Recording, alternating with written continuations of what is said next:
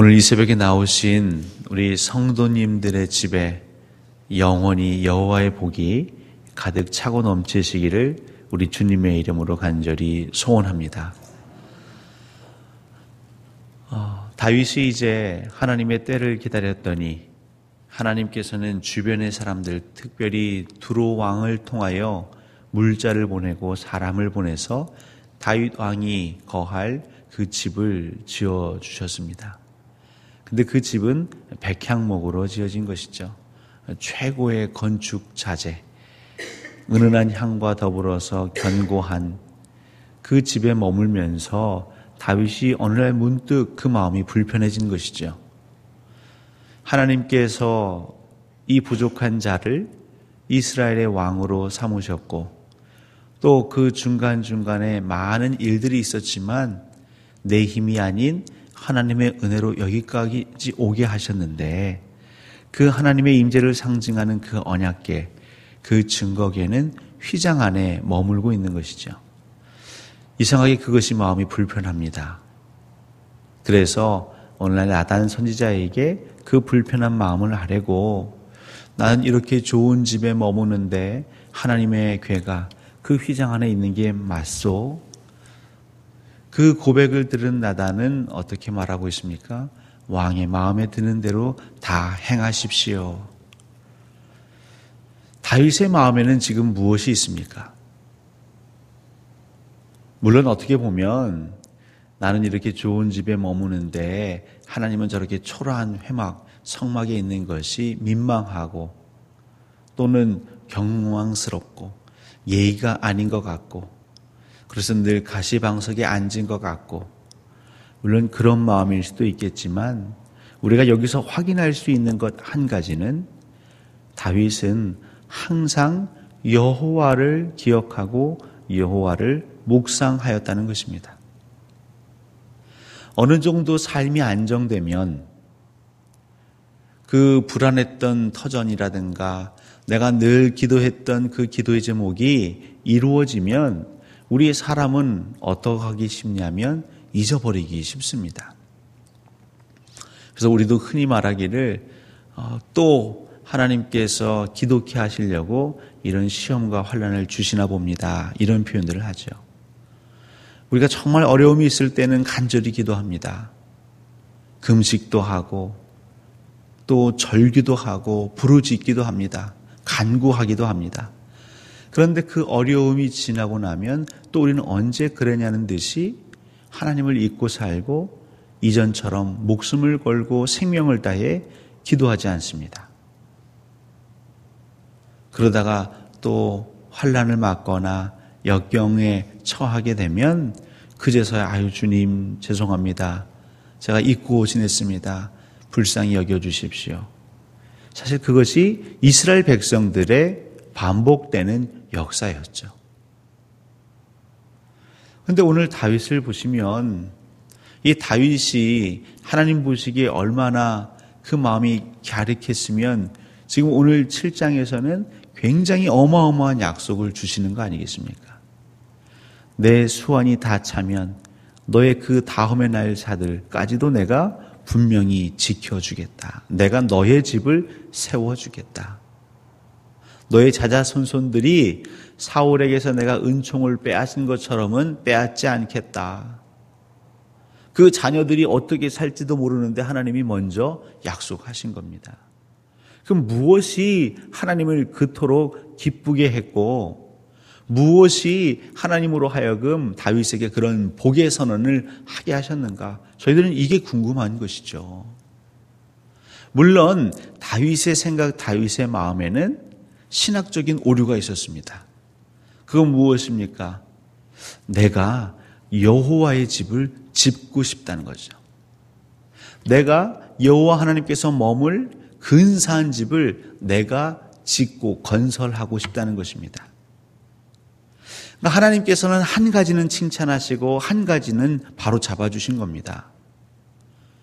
그러니까 다윗은 힘들 때나 평안할 때나 괴로울 때나 즐거울 때나 항상 여호와 하나님을 기억하고 묵상하는 삶, 그것은 하나님이 칭찬하십니다. 그런데 그 칭찬과 더불어서 다윗 역시 부족한 인간이기 때문에 인간의 수준에서 생각할 때가 있는 것이죠. 근데 어떻게 만군의 주 여호와 하나님이 거할 수 있는 집을 인간이 지을 수 있겠습니까?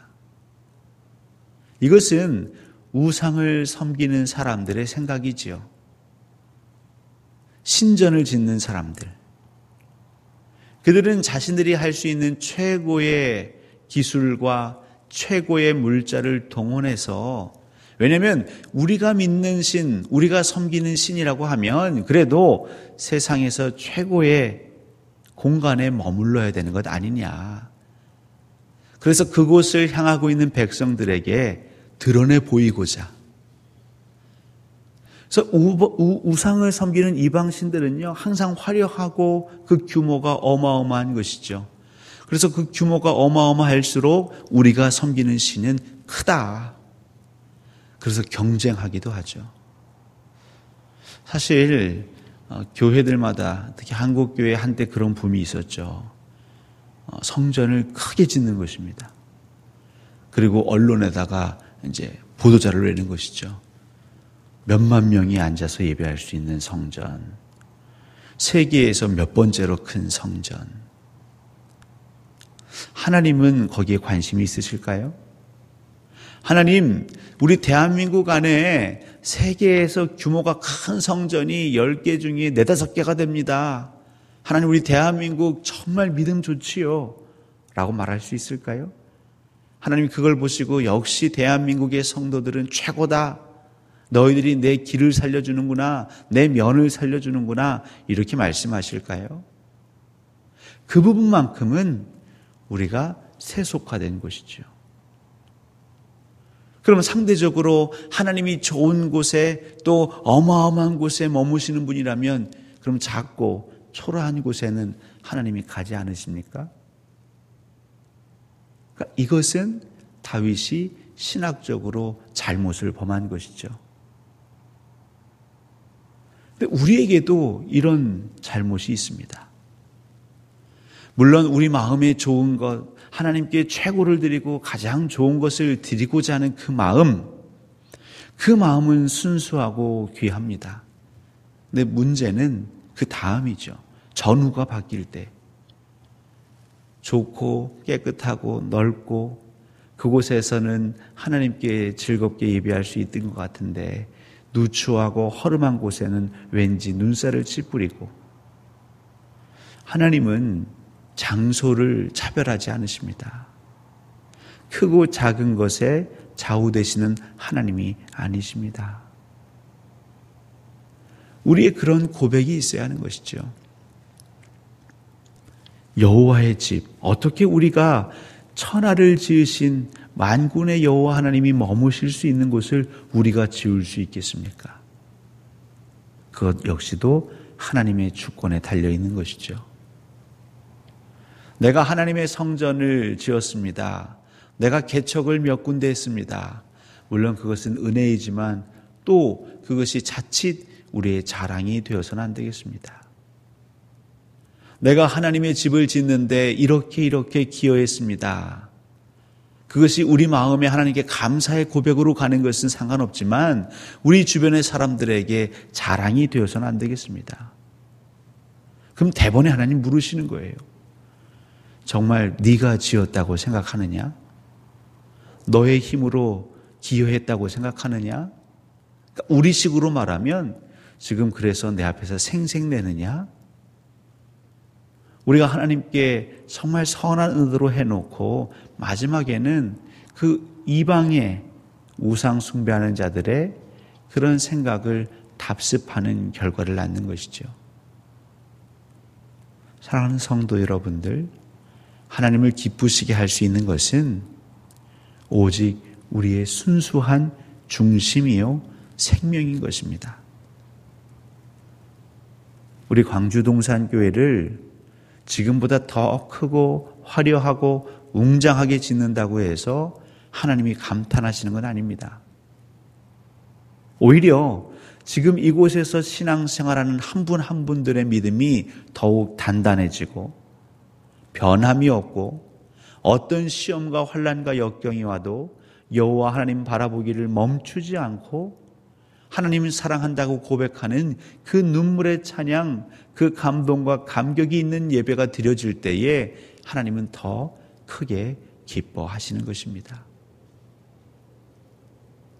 사랑하는 성도 여러분들, 오늘도 우리는 기도할 것입니다. 하나님, 우리 안에 하나님이 기뻐하시는 그 마음은 이 안에서 더욱 자라고 더 깊이 뿌리 내리게 하옵소서. 또 혹 우리 안에 알게 모르게 세속화되어진 신앙의 잘못된 모습이 있다면 다윗에게 나단 선지자를 보내어서 고쳐주신 것처럼 오늘 이 시간은 하나님의 영 성령님을 보내어 주셔서 깨닫게 하옵소서. 그래서 오직 하나님께는 하나님이 기뻐하시는 그 순수함과 그 순전한 우리의 마음의 예배를, 마음의 예물을 드리게 하옵소서. 여러분, 이 자세가 되면요, 우리는 우리 성도들 사이에 빈부격차에 마음이 빼앗기지 않습니다. 많이 주신 자는 그 많이 주신 것으로 하나님께 감사하고 드리는 것이고요, 또 하나님께서 적게 주신 자는 그 적게 주신 상황 가운데 감사함으로 드리는 것이죠. 그런데 인간의 교회에서는 어떤 일들이 벌어집니까? 누구는 하나님께 많이 드리고 누구는 하나님께 적게 드렸다는 것으로 마음의 어려움들이 생깁니다. 그런데 그것은 하나님이 기뻐받지 아니하시는 것이죠. 그건 철저히 인간들의 생각입니다. 우리가 신앙생활하는 것은 우리 안에 잘못되어 있는 인간의 생각은 제하는 것입니다. 내려놓는 것입니다. 거기에 우리가 매이지 않는 것입니다. 여러분, 자유하십시오. 하나님이 내게 은혜 주시는 만큼 내가 하나님께 다가가려고 하는 그것, 그 순수하고 정직한 모습. 남들에게 보이기 위해서 왠지 두 발, 세 발 더 앞서려고 하는 그런 모습은 오히려 하나님을 근심케 하는 것이죠. 오히려 하나님 앞에 더 열심을 가지고자 하는 자들은 구해야 할 것입니다. 하나님, 그러니 제발 만나 주십시오. 제 마음을 움직여 주십시오. 제가 억지로 혹은 흉내내는 것이 아니라 진심으로 하나님을 향하여 한 길 갈 수 있도록, 달려갈 수 있도록 만나 주십시오. 예수 그리스도를 만나면, 하나님을 만나면 우리가 헌신하지 말라고 해도 헌신하고요, 내 귀한 것을 하나님께 드리지 말라고 해도 드리게 되는 것입니다. 이스라엘 백성들은 그 광야에서 성막 짓는 그 일을 할 때에 그 모든 이스라엘 백성들이 하나님의 영광을, 하나님의 영에 감동되니까요, 그냥 그 지파에서 누가 시키지 않아도 다 기쁨으로 자원하여 가지고 왔죠. 나중엔 어떤 상황까지 갑니까? 일하는 자들이 모세에게 이제 넘칩니다. 저희가 주체할 수 없습니다. 그러니까 백성들에게 말씀해 주십시오. 더 이상 안 가져와도 된다고 말씀해 주십시오. 중요한 것은 우리가 늘 하나님을 묵상하고 기억하는 것입니다. 제가 무엇 할까요? 하기 이전에 하나님은 누구십니까? 오늘 다윗의 기도처럼 하나님, 제가 무엇이간데 여러분과 하나님의 진실된 만남, 조건 없는 만남, 어떤 제한 없는 만남, 이 새벽은 그런 시간입니다. 하나님만으로 기뻐하시고 하나님만으로 자족하시는 그 친밀한 교제를 이 새벽에 누리시기를, 그리고 하나님 주시는 은혜만큼 또 여러분들이 우리의 가정과 일터에서 또 교회에서 땀 흘리시기를 우리 주님의 이름으로 간절히 소원하고 축원합니다. 우리 함께 눈을